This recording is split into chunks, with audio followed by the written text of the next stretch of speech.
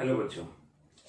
तो पिछले लेक्चर में हमने एनिमल किंगडम स्टार्ट किया और उसमें हमने स्टार्ट किया था basis of animal classification. Last जो टॉपिक था वो हम पढ़ रहे थे tube with in a tube body plan. जिसमें मैंने आपको बताया कि tube with in a tube body plan का मतलब कि एलिमेंट्री कैनाल के पास दो ओपनिंग होती है, एक माउथ और एक एनस।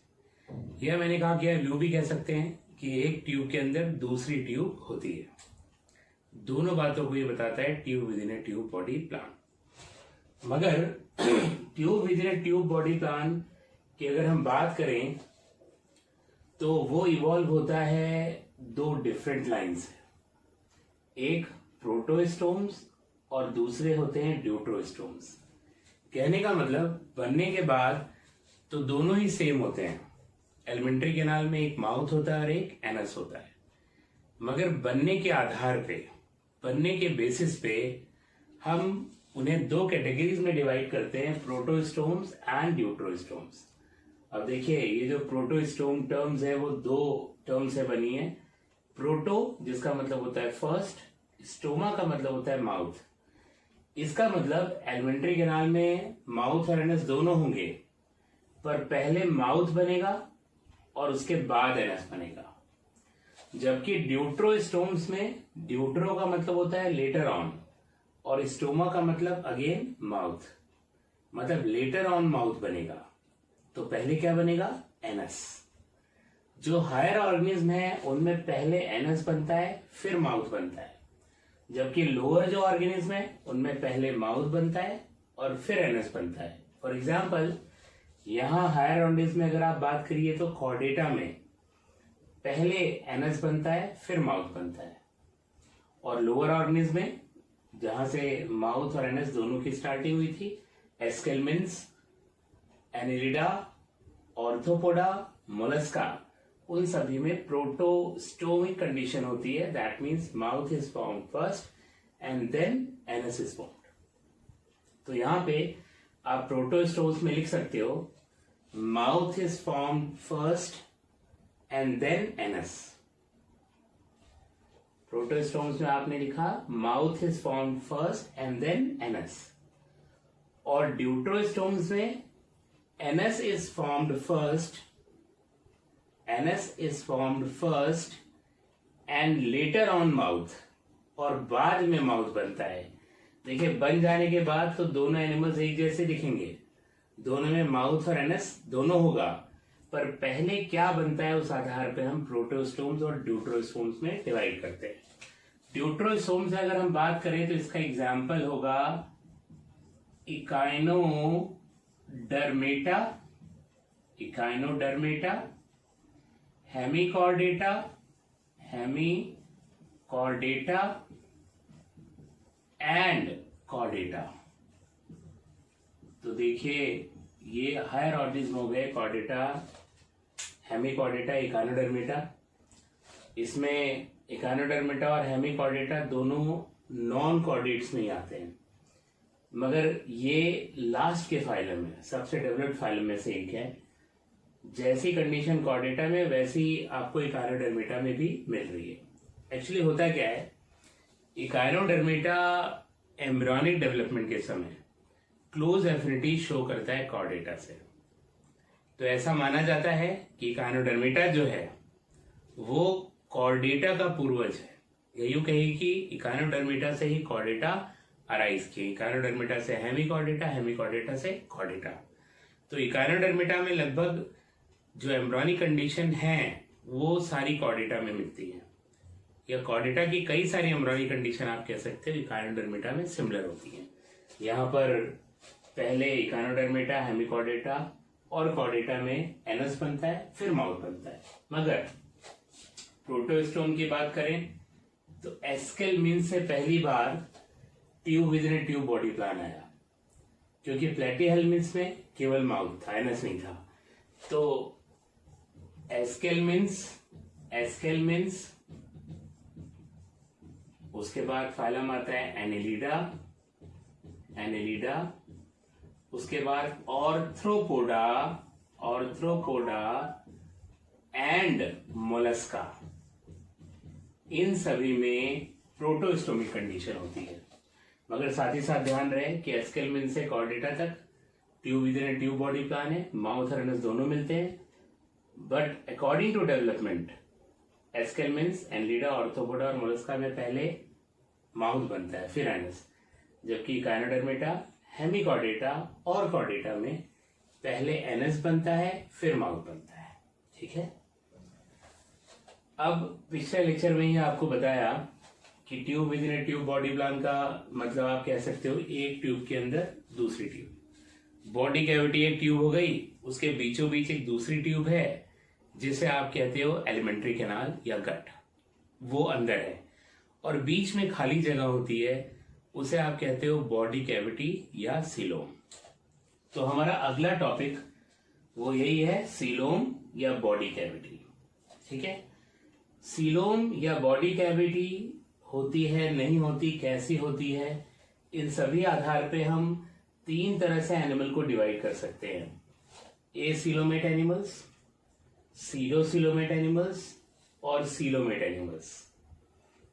जूलॉजी में जहां भी किसी वर्ड के आगे ए लगा देते हैं ना, वो एब्सेंट हो जाती है चीज। ए लगा दिया, ए फॉर एब्सेंट है, तो ए सीलोमेट, इसका मतलब यहाँ पे सीलोम एब्सेंट होती है जिन एनिमल्स में, वो सीलोमेट होते हैं।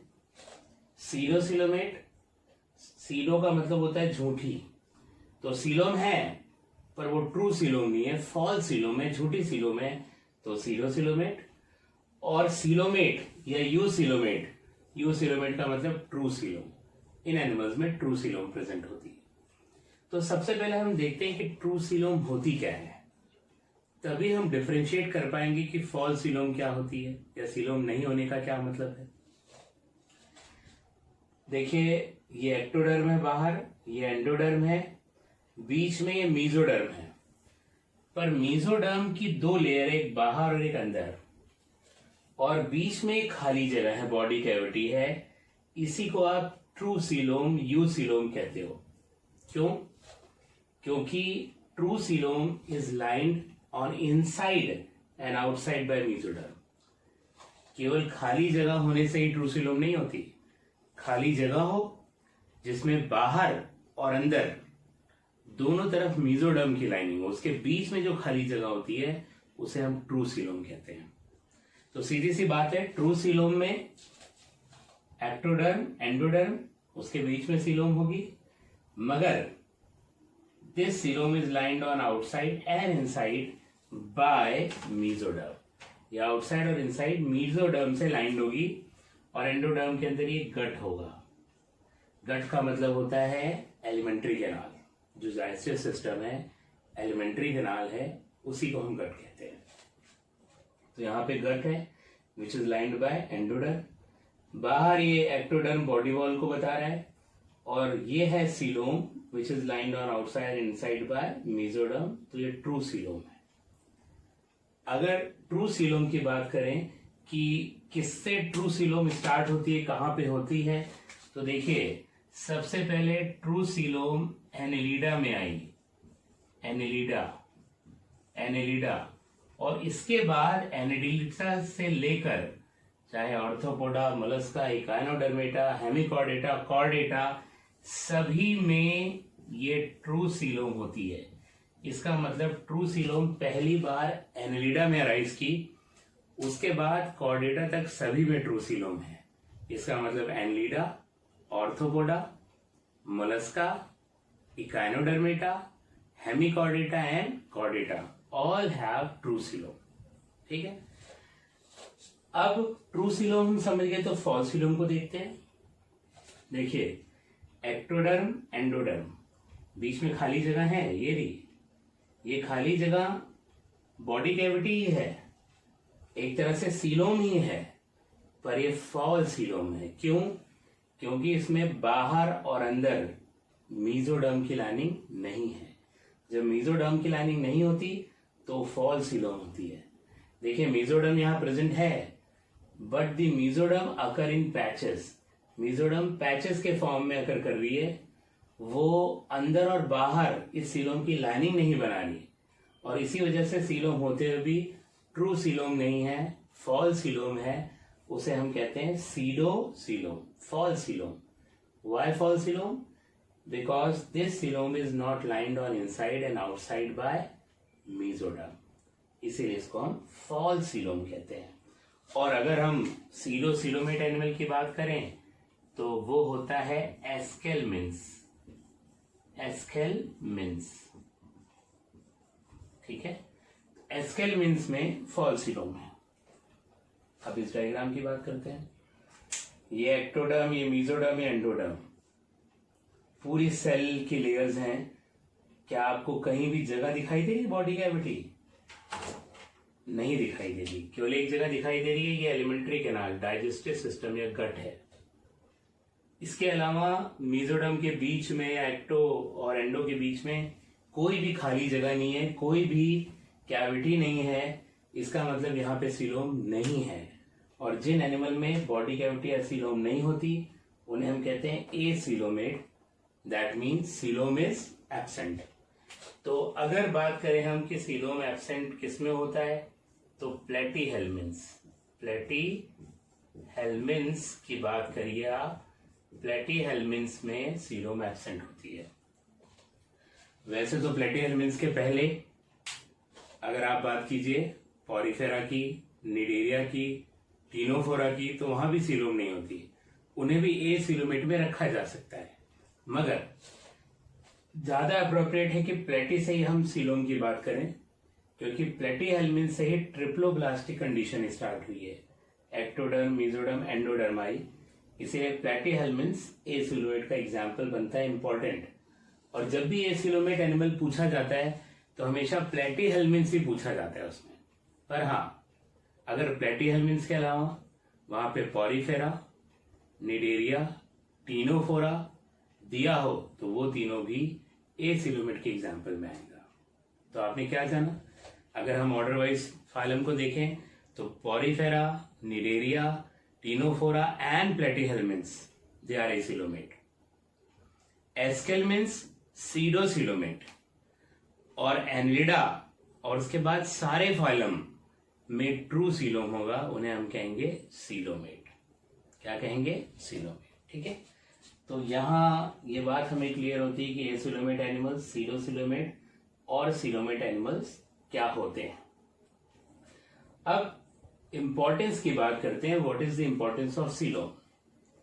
थोड़ी सी हिंट तो मैंने आपको लास्ट लेक्चर के एंड में भी दी थी कि सीलोम के क्या फायदे हैं. अब देखते हैं इंपॉर्टेंस एग्जैक्टली क्या है. जो एलिमेंट्री कैनाल और बॉडी वॉल के बीच में खाली जगह है, ये एलिमेंट्री कैनाल, ये बॉडी वॉल, खाली जगह. ये खाली जगह जरूरी होती है क्योंकि इसमें ऑर्गन्स रहते हैं, जैसे हमारा हार्ट, हमारे लंग्स, हमारी किडनी, लिवर. ये सारे ऑर्गन्स जो हैं वो उस खाली जगह में ही रहते हैं, जिसे हम कहते हैं सीलोम. तो खाली जगह तो चाहिए इतने सारे ऑर्गन्स के, जो है प्रॉपर, जो हमको स्पेसिंग चाहिए, प्रॉपर जगह चाहिए.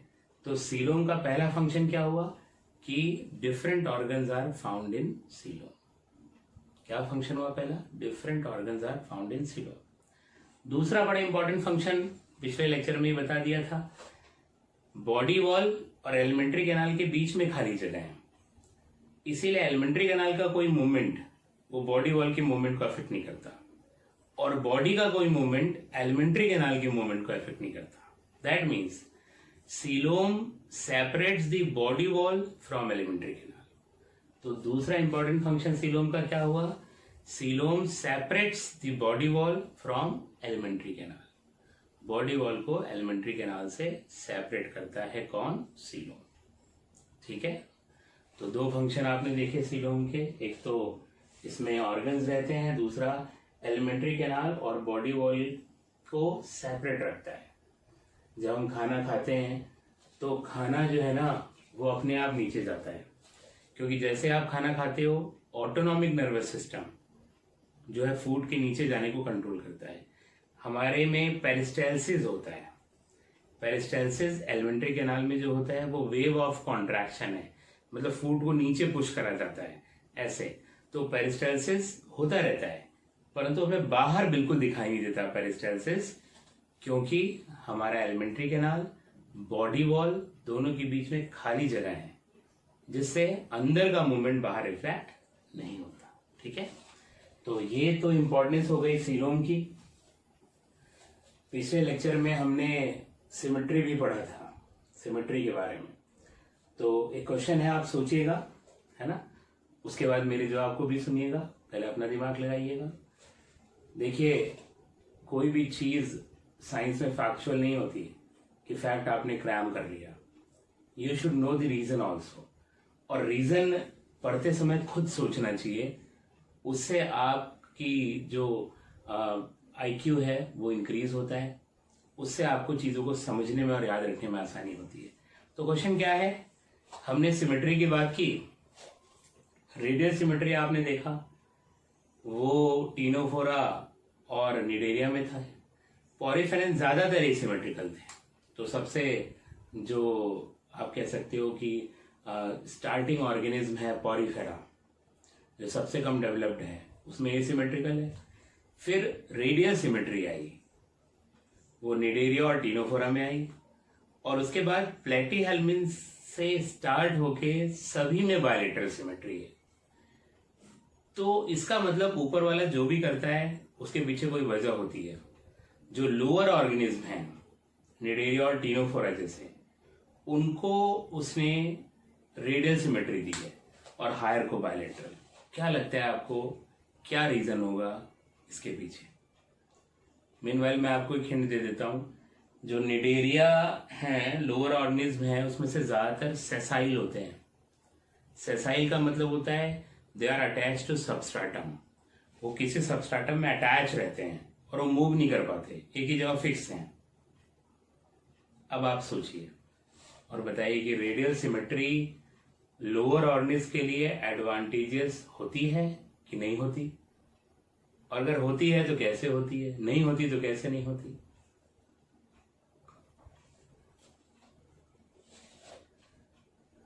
देखिए, अगर आप निडेरिया की बात करिए तो ज्यादातर निडेरियंस सेसाइल होते हैं, एक जगह पे अटैच होते हैं। अगर उनमें हमारे तरह की सिमेट्री आ जाती तो माउथ एक तरफ आ जाता, वो बेचारे सेसाइल हैं, फूड पीछे से जा रहा है तो देख ही नहीं पाएंगे, उसको खा ही नहीं पाएंगे, आगे से मुंह के पास आ रहा है तभी खा पाएंगे। तो इस तरह से हर साइड से वो फूड को गैदर नहीं कर सकते। उनमें रेडियल सिमेट्री होती है इस तरह से। तो माउथ ऐसे होता है बिल्कुल बीचों बीच, जैसे हाइड्रा को देखें हम, उसमें जानते होंगे आप हाइड्रा को, उसमें टेंटिकल्स होते हैं ऐसे, यहाँ बीच में माउथ, वो ऐसे फिक्स है। तो चाहे फूड इधर आए, चाहे इधर आए, चाहे इधर, चाहे इधर, हर तरफ से फूड को गैदर कर सकते हैं। तो रेडियल सिमेट्री के ये फायदे हैं। क्या फायदा है कि जो लोअर ऑर्गेनिज्म है वो सेसाइल है, एक जगह अटैच है, फूड कहीं से भी आए, बीचों बीच उनका मुंह है, वो चारों तरफ से फूड को गैदर कर सकते हैं। तो आप चाहो तो नोट भी कर सकते हो, radial symmetry is advantageous to sessile animals, SESSILE। Sessile का मतलब बताया जो जुड़े रहते हैं, और लोअर ऑर्गेनिज्म ज्यादातर सेसाइल होते हैं। Radial symmetry is advantageous to sessile animals to gather food from all sides, वो सेसाइल एनिमल के लिए एडवांटेजेस है ताकि वो हर तरफ से फूड को गैदर कर सके। ठीक है, तो ये आपने रीजन जान लिए, सीलोम के एडवांटेजेस को जाना, रेडियल सिमेट्री कैसे लोअर या सेसाइल ऑर्गेनिज्म में एडवांटेजेस है वो बात भी आपने समझ ली। अब हम बात करते हैं स्पेसिफिकली यू सीलोमेट की, यू सीलोम की या ट्रू सीलोम की। ट्रू सीलोम बनने के बाद तो सभी में ऐसा ही रहता है, मगर बनने के आधार पे आप ट्रू सीलोम को दो पार्ट्स में डिवाइड कर सकते हो। बनने के आधार पे, on the basis of their formation, this true coelom can be divided into two types, schizocoelom and enterocoelom. बनने के आधार पे, बनने के बाद दोनों सिमिलर ही दिखाई दे रही है, मैंने डायग्राम ड्रॉ कर दिया है। मेरे पूरे लेक्चर को देने के बाद आप भी ये डायग्राम पॉज करके ड्रॉ कर लीजिएगा। देखिए, साइजो यहां जो वर्ड है ना, साइजो का मतलब होता है स्प्लिटिंग, सेपरेट होना। तो पहले इसको ही समझते हैं, फिर एंटेरोसीलोम की बात करेंगे। साइजोसीलोम कैसे बनती है? सबसे पहले तो इस तरह से ये मेसोडर्म का पैच बन जाता है। देखिए ये बाहर एक्टोडर्म है, एक्टोडर्म, ठीक है। और ठीक इसी तरह से अंदर जो है वो एंडोडर्म है,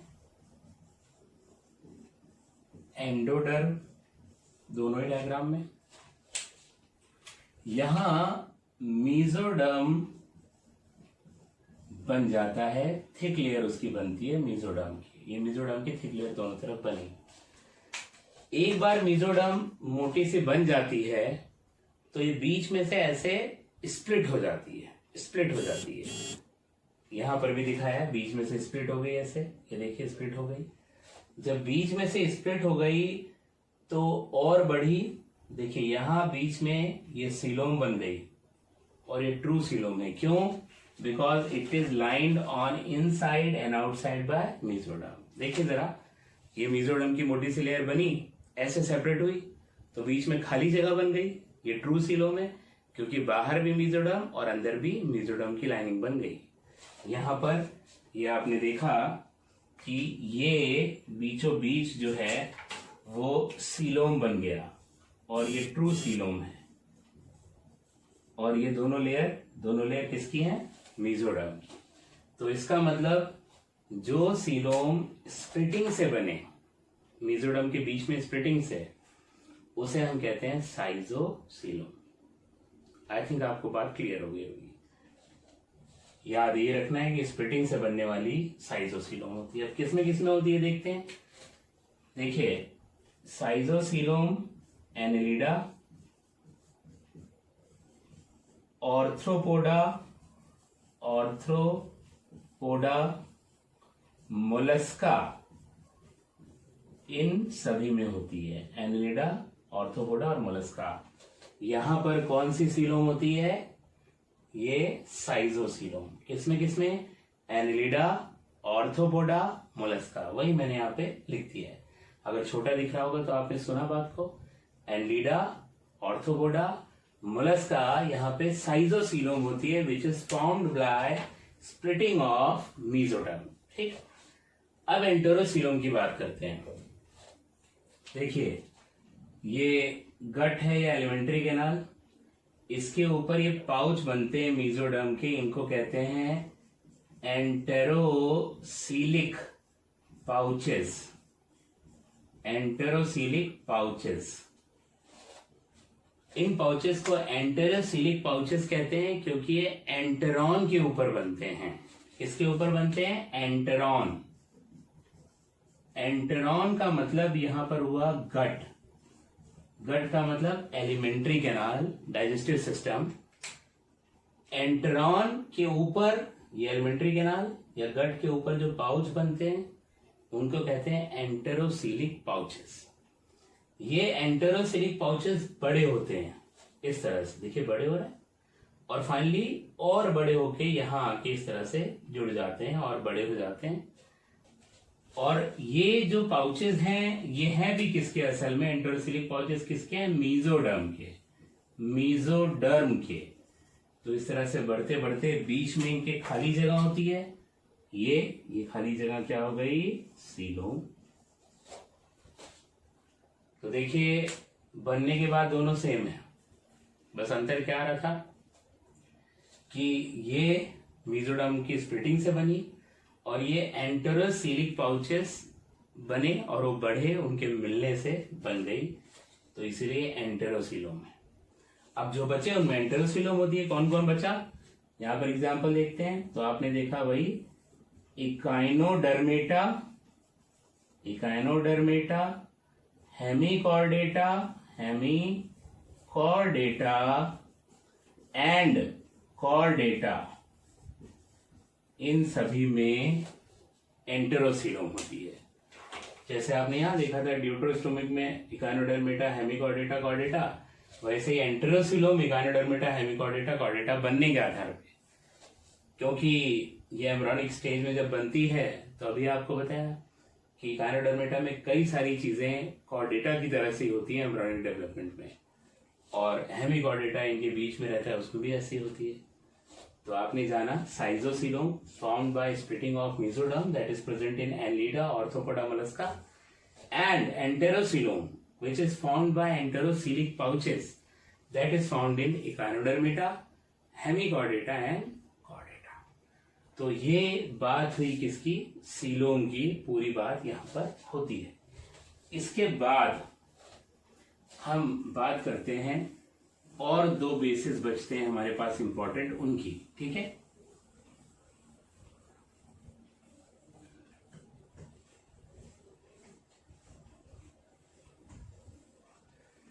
तो नेक्स्ट जो टॉपिक हम बात करेंगे वो है सेगमेंटेशन। जो नेक्स्ट बेसिस है वो है सेगमेंटेशन।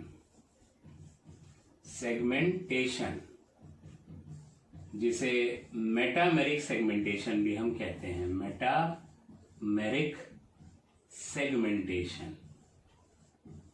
सेगमेंटेशन पहले आप इसकी डेफिनेशन लिख लो, फिर मैं उसे क्लियर कर देता हूं क्या होता है सेगमेंटेशन। लिखिए डेफिनेशन, बॉडी इज डिवाइडेड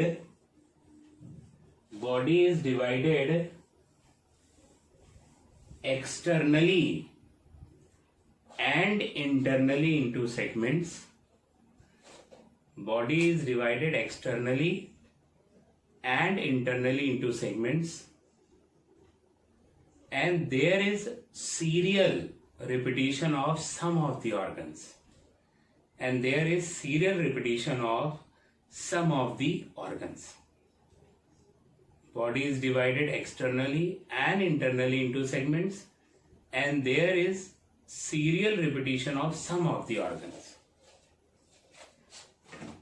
तो डेफिनेशन में ये मैंने लिखा है कि बॉडी बाहर से ऐसे डिवाइडेड हो और अंदर से भी डिवाइडेड हो, इस तरह से। Body is divided externally and internally into segments. देखिए बाहर से डिवाइडेड है, अंदर से भी डिवाइडेड है, बाहर से डिवाइडेड है, अंदर से भी डिवाइडेड है, बाहर से डिवाइडेड है, अंदर से भी डिवाइडेड है। इसके अलावा कुछ ऑर्गन का, एटलीस्ट कुछ ऑर्गन का यहाँ पे रिपीटिशन होना चाहिए।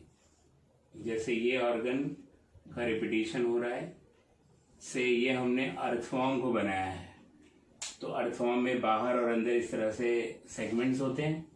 और ये नेफ्रीडिया बनाया है जो कि एक्सक्रीटरी ऑर्गन होता है, वो ऑलमोस्ट हर सेगमेंट में रिपीट करता है। तो ये ट्रू मेटामेरिक सेगमेंटेशन हो गया। Body is divided externally and internally into segments, and there is serial repetition of some of the organs, ठीक है। यहां पर अगर हम बात करें कि मेटामेरिक सेगमेंटेशन किसमें होती है, तो सबसे पहले एनिलिडा इसका बेस्ट एग्जांपल है। देखिए एनिलिडा का नाम ही जो है एनुलस या रिंग से पड़ा हुआ है। एनुलस का मतलब होता है रिंग्स, तो रिंग लाइक सेगमेंट्स होते हैं, इसीलिए इस फाइलम के मेंबर को नाम दिया जाता है, इस फाइलम को नाम दिया जाता है एनिलिडा। मगर केवल एनिलिडा अकेला एग्जाम्पल नहीं है, इसके बाद arthropoda and chordata. Annelida, arthropoda and chordata, इन तीनों में सेगमेंटेशन होता है, ट्रू सेगमेंटेशन होता है। इनके अलावा किसी में सेगमेंटेशन नहीं होता जो कि ट्रू हो। तो याद रखिएगा एनिलिडा, ऑर्थ्रोपोडा, मोलस्का, पर सबसे बेस्ट ये एनिलिडा में दिखता है।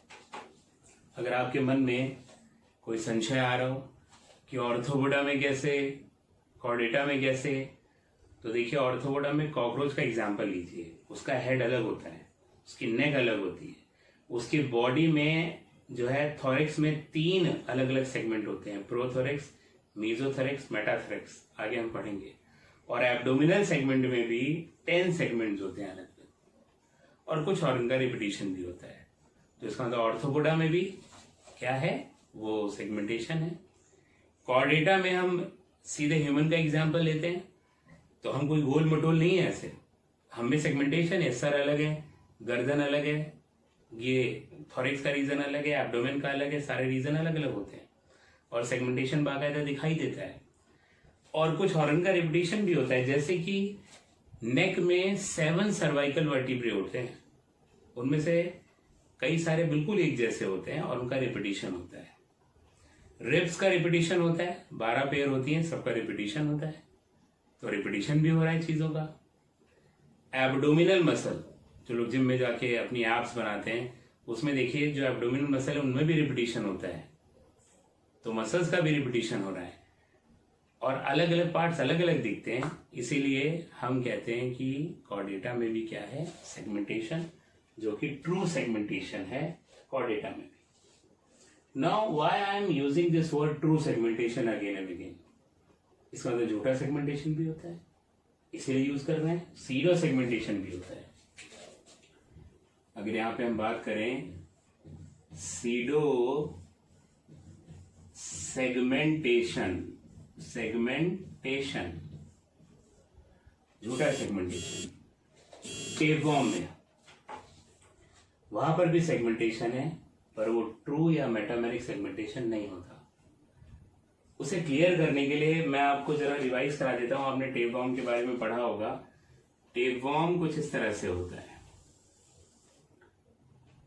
रिबन लाइक, टेप लाइक होता है, इसलिए उसको कहते हैं tapeworm. Body is divided externally and internally into segments. इसकी बॉडी बाहर से डिवाइडेड है, अंदर से भी अलग अलग सेगमेंट में डिवाइडेड है। ये देखिए, ये देखिए, बाहर से डिवाइडेड है, अंदर से भी डिवाइडेड है, बाहर अंदर, बाहर अंदर, बाहर अंदर, बाहर अंदर।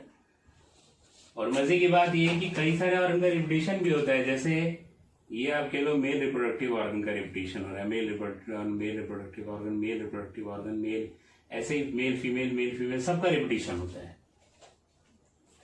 इसका मतलब टेपवॉर्म में body is divided externally and internally into segments and there is serial repetition of many organs.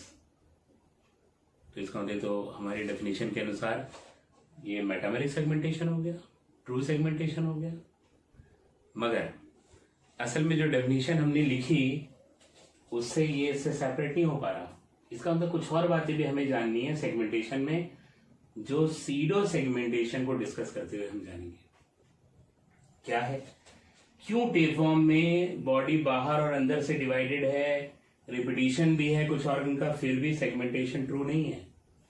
क्योंकि ट्रू सेगमेंटेशन होने के लिए सारे सेगमेंट की उम्र एक होनी चाहिए और एम्ब्रियोनिक डेवलपमेंट के समय भी वो सेगमेंट्स दिखने चाहिए। जैसे हम लोग जब बॉर्न होते हैं तो अपने हाथ, अपने सर, अपने पैर के साथ बॉर्न होते हैं। ऐसा नहीं होता कि ह्यूमन का बेबी बॉर्न हो गया और हैंड्स जो है वो 2 साल बाद उसमें उग रहे हैं और वो कह रहा है कि my hands are 2 years younger than my body. ऐसा होता है? नहीं होता, इट्स नॉट पॉसिबल। ये नहीं कि सर के बिना बॉर्न हुआ, हाथ के बिना, धड़ बस इतना हो गया, पैर भी नहीं, हाथ भी नहीं, सर भी नहीं, बाद में निकल रहा है, ऐसा नहीं होता। इसका मतलब हमारे हाथ, हमारी उंगली, हमारी आंख, हमारे कान, हर चीज की उम्र क्या होती है? एक होती है, एक होनी चाहिए। ऐसे हर फॉर्म में होता है, मगर टेप फॉर्म में ऐसा नहीं होता। यहां पर इसके ये सेगमेंट सबसे पुराने होते हैं, सबसे पिछला सबसे पुराना, उसके बाद ये नया और नया और नया, और ये एकदम नया। गर्दन के पास नए नए सेगमेंट बनते रहते हैं, हर बार नए। मान लीजिए 1 सेकंड पहले बना है, 1 सेकंड इसकी उम्र है, इसकी 2 सेकंड, इसकी 1 घंटा, 2 घंटा, 3 घंटा, ऐसे करके इसके 100 दिन। ऐसा क्यों होता है? क्योंकि इसके सेगमेंट्स अंडों के साथ टूट कर बाहर जाते रहते हैं, ह्यूमन के एलिमेंट्री कैनाल के बाहर, दूसरे ह्यूमन में इन्फेक्शन फैलाने के लिए। वो प्रोसेस भी होता है, उसको कहते हैं एपोलिसिस।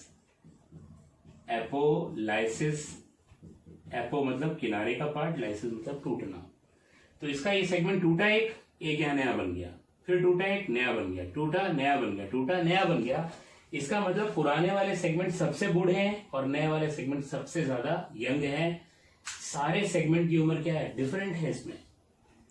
जब सारे सेगमेंट की उम्र डिफरेंट है तो कभी भी आप उसे ट्रू सेगमेंटेशन नहीं कह सकते, पहली चीज। दूसरी चीज, जब इसका एम्ब्रियोनिक डेवलपमेंट होता है तो ये कुछ इस तरह से दिखाई देता है, बिल्कुल गोल मटोल ऐसा होता है टेपवॉर्म। कोई सेगमेंटेशन दिखाई दे रहा है आपको? ये एम्ब्रियोनिक डेवलपमेंट के समय इसकी एक लार्वल स्टेज है, कोई सेगमेंटेशन नहीं दिखाई दे रहा। इसका मतलब टेपवर्म में सीडो सेगमेंटेशन होता है, this is tapeworm. Tapeworm pseudo segmentation क्यों है? बिकॉज दो कारण। पहला, embryonic stage does not shows segmentation. इसके एम्ब्रियोनिक स्टेज में सेगमेंटेशन नहीं होता। देखिए, एनलीडा, ऑर्थोपोडा और कॉर्डेटा, इनकी एम्ब्रियोनिक स्टेज में भी सेगमेंटेशन होता है।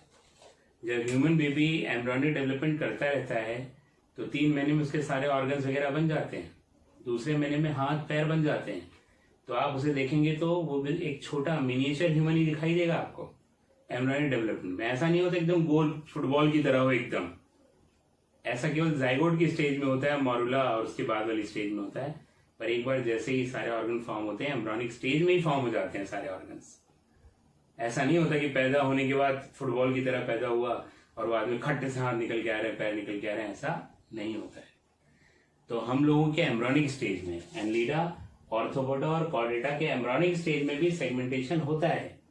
एक छोटा एनलीडा जो बन रहा है एम्ब्रियोनिक डेवलपमेंट में, उसके बॉडी के सेगमेंट अलग अलग होते हैं, एकदम गोल मटोल नहीं होता। और दूसरा कारण, all the segments have different age। जो अलग अलग सेगमेंट हैं उनकी अलग अलग एज होती है। इन्हीं दो कारणों की वजह से टेपवर्म डेफिनेशन के अनुसार सारी चीजों को क्वालिफाई कर रहा है, फिर भी उसके अंदर सीडो सेगमेंटेशन है। इसका मतलब जो हमने सेगमेंटेशन की डेफिनेशन लिखी, क्या लिखी? Body is divided externally and internally into segments, and there is serial repetition of some of the organs.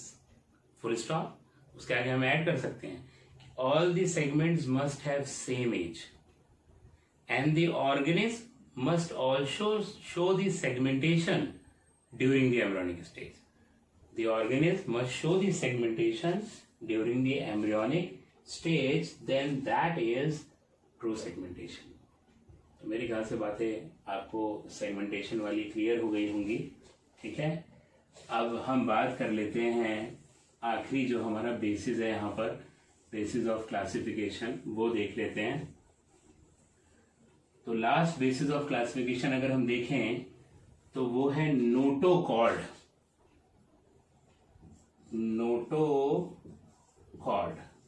जो नोटोकॉर्ड है डियर, ये क्या होती है? ये एक रॉड लाइक स्ट्रक्चर है, rod like structure present on dorsal surface during embryonic development of all chordates। इसका मतलब रॉड जैसा स्ट्रक्चर है जो डॉर्सल साइड में एम्ब्रियोनिक स्टेज में कॉर्डेट्स के बना होता है। पर और बढ़िया डेफिनेशन लिखना चाहें तो हम लिख सकते हैं, वो हर चीज को कंटेन करेगी। क्या है? Mesodermally derived. नोटोकॉर्ड मीजोडर्म से बनी हुई है, तो mesodermally derived rod like structure present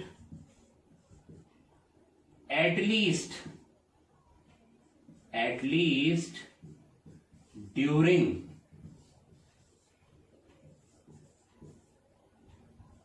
embryonic stage of all chordates on dorsal side। तो ये कंप्लीट डेफिनेशन है, इससे भी बेटर है जो हमने लिखा। इससे पता लग रहा है कि नोटोकॉर्ड मीजोडर्म से डिराइव होती है, रॉड लाइक स्ट्रक्चर है, और कम से कम एम्ब्रियोनिक डेवलपमेंट में हर कॉर्डेटा की जरूर होती है। कम से कम का मतलब क्या? कुछ कॉर्डेटा में एम्ब्रियोनिक डेवलपमेंट के बाद भी ये प्रेजेंट रहती है पूरी लाइफ। जैसे कार्टिलेजिनस फिशेस को आप देखिए, उसमें एम्ब्रियोनिक डेवलपमेंट के समय नोटोकॉर्ड बनती है और पूरी लाइफ उनमें नोटोकॉर्ड प्रेजेंट रहती है। मगर ज्यादातर कॉर्डेटा में एम्ब्रियोनिक डेवलपमेंट के समय नोटोकॉर्ड बनती है, पर बर्थ के पहले वो वर्टिबल कॉलम से रिप्लेस हो जाती है। फॉर एग्जाम्पल ह्यूमंस, हम लोगों में जो एम्ब्रियोनिक डेवलपमेंट होता है तो पहले महीने में नोटोकॉर्ड बन जाती है और तीसरे महीने में ही नोटोकॉर्ड गायब हो जाती है। उसकी जगह पे वर्टिबल कॉलम आ जाता है, बोनी, जो हमारी बॉडी को सपोर्ट करता है। वर्टिबल कॉलम ये पीछे होता है, छूने पे पता लगता है, क्योंकि हमारा डॉर्सल साइड है। यहीं पे नोटोकॉर्ड बनी थी, बाद में यहीं पे रिप्लेस होकर क्या बना, वर्टिबल कॉलम। तो कम से कम एम्ब्रियोनिक स्टेज में जरूर होगा, पूरी लाइफ में होना जरूरी नहीं है। और कहाँ पे होगा, डॉर्सल साइड में। तो इसका मतलब जिनमें भी नोटोकॉर्ड एटलीस्ट एम्ब्रियोनिक स्टेज में प्रेजेंट होगा, पूरी लाइफ भी प्रेजेंट हो सकता है, पर जरूरी नहीं है कि पूरी लाइफ रहे। जिनमें भी नोटोकॉर्ड कभी न कभी लाइफ में प्रेजेंट रहा होगा, उन सभी को आप कॉर्डेटा में रखते हो। तो इसका मतलब कॉर्डेटा और नॉन कॉर्डेटा को अलग करने का आधार क्या है, नोटोकॉर्ड। जिन एनिमल्स में नोटोकॉर्ड प्रेजेंट है वो कॉर्डेटा में है, और जिनमें नोटोकॉर्ड प्रेजेंट नहीं है वो किस में रखे जाते हैं, नॉन कॉर्डेटा में। तो ये सारे बेसिक जो हमने पढ़े, इससे हमें क्लियर होता है ब्रॉडली कि अलग अलग फाइलम में क्या आधार होता है जिसके आधार पे हमने डिवाइड किया। ठीक है, अब इस लेक्चर को कंक्लूड करने से पहले मैं आपको एक बार फिर से बता देता हूं कि कौन कौन से फाइलम में क्या क्या जो है चीजें थी, और आप उसे नोट कर लीजिएगा फाइनली। इस तरह का एक चार्ट आपको एनसीईआरटी में भी बना हुआ मिलेगा। तो देखते हैं, हम सारे फाइलम लिख लेते हैं। अभी तक जो बातें हमने पढ़ी हैं उनको यहाँ पर देख लेते हैं ताकि आपको अच्छे से याद हो जाए। देखिए, ये चैप्टर सबसे इंपॉर्टेंट है एनिमल किंगडम में, क्योंकि ये बेसिक्स अब हर चैप्टर में रिपीट होंगे। एनसीईआरटी को भी देखेंगे आप तो बेसिस ऑफ एनिमल क्लासिफिकेशन बताने के बाद हर फाइलम में बेसिक फीचर्स को बताया है। तो यहाँ पर देखते हैं हमारे पास क्या क्या फाइलम थे, तो हमें और क्लियर हो जाएगा। हमारे पास था पॉरीफेरा, जो पहले लेक्चर में हमने लिखा था। दूसरा था निडेरिया। तीसरा था टीनोफोरा। फिर हम लिखेंगे platyhelminthes,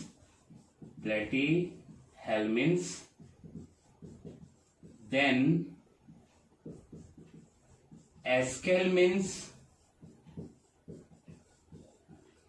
then annelida, arthropoda, mollusca, Echinodermata,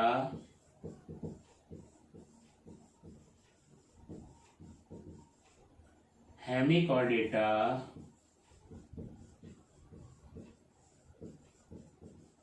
and then chordata. तो सीधी सी बात है, कॉर्डेटा में उनको रखा जाता है जिनके पास क्या होती है, नोटोकॉर्ड, और जिनके पास भी नोटोकॉर्ड नहीं है उन सबको नॉन कॉर्डेटा में। तो पॉरीफेरा से हेमिकॉर्डेटा तक नॉन कॉर्डेट्स, और उसके बाद कॉर्डेटा जिनके पास नोटोकॉर्ड प्रेजेंट होती है। अब देखते हैं और समझते हैं, याद भी कर लेते हैं। यहाँ पे पॉरीफेरेंस जो है वो हमने बताया कि इनके पास कौन सा बॉडी प्लान है, सेल एग्रीगेट बॉडी प्लान है। ठीक है, या लेवल ऑर्गेनाइजेशन क्या है, सेलुलर लेवल। तो इनकी सेलुलर लेवल ऑर्गेनाइजेशन पहला पॉइंट हमने पढ़ा था।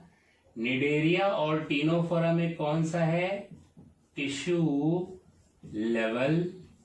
प्लेटीहेल्मिन्स में ऑर्गन लेवल, और यहां से लेकर सभी में कॉर्डेटा तक वो होती है organ system level of organisation.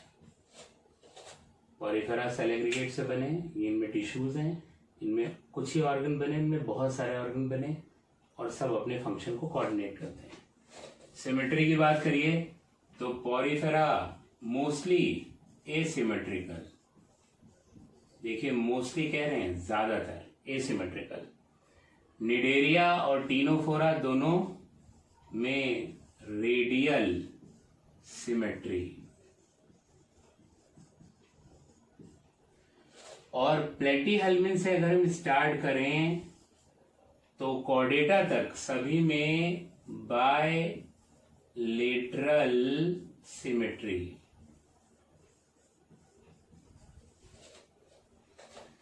तो यहां से हमें पॉइंट पता लगता है कि सबसे पहले बायलेटरल सिमेट्री कहां से स्टार्ट हुई, प्लेटीहेल्मिन से। यहां से बायलेटरल सिमेट्री स्टार्ट होती है, दैट इज प्लेटीहेल्मिन। इसके यहां इकानोडर्मेटा के लार्वा में बायलेटरल सिमेट्री, मगर एडल्ट में पेंटामेरस रेडियस सिमेट्री वो होती है, बाकी सभी में बायलेटरल सिमेट्री होती है। सिमेट्री के बाद जर्मिनल लेयर की अगर हम बात करें तो जर्मिनल लेयर में जानते हैं कि ये सारे क्या हैं, डिप्लोब्लास्टिक। डिप्लोब्लास्टिक इसका मतलब इनमें एक्टोडर्म और एंडोडर्म होगी, इन तीनों में।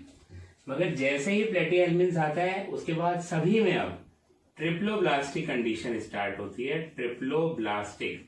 इससे आपने जाना कि सबसे पहले बायलेटरल सिमेट्री प्लेटीहेल्मिन्स में आई और सबसे पहले ट्रिप्लोब्लास्टिक कंडीशन भी किस में आई, प्लेटीहेल्मिन्स में। यही से दोनों कंडीशन क्या होती है, स्टार्ट होती है। ठीक है, अब आखिरी पॉइंट की बात करते हैं, दैट वाज सीलोम। सीलोम की बात करते हैं तो सीलोम देखिए प्लेटीहेल्मिन्स और उसके पहले सभी क्या थे, एसीलोमेट। एसीलोमेट इसका मतलब इनमें सीलोम एब्सेंट है। एस्केल्मिन्स में सीलोम आई तो पर फर्स्ट तो सीलोमेट, सीलोमेट एस्केल्मिन्स। जबकि एनिलिडा से लेकर कॉर्डेटा तक सभी में ट्रू सीलोमाई तो इन्हें सीलोमेट एनिमल्स हम कहते हैं। ये बात अलग है कि एनिलिडा ऑर्थोपोडा मोलस्का में साइजोसीलोम है, इकानोडर्मेटा हेमिकॉर्डेटा और कॉर्डेटा में यहां पे एंटेरोसीलोम है।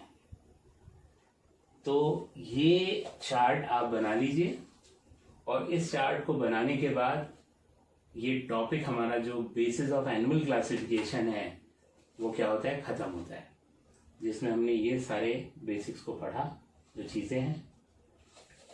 ये चैप्टर खत्म कर लेने के बाद जो हमारा थर्ड लेक्चर होगा उसमें पहला हम एनिमल फाइलम स्टार्ट करेंगे, दैट इज पॉरीफेरा।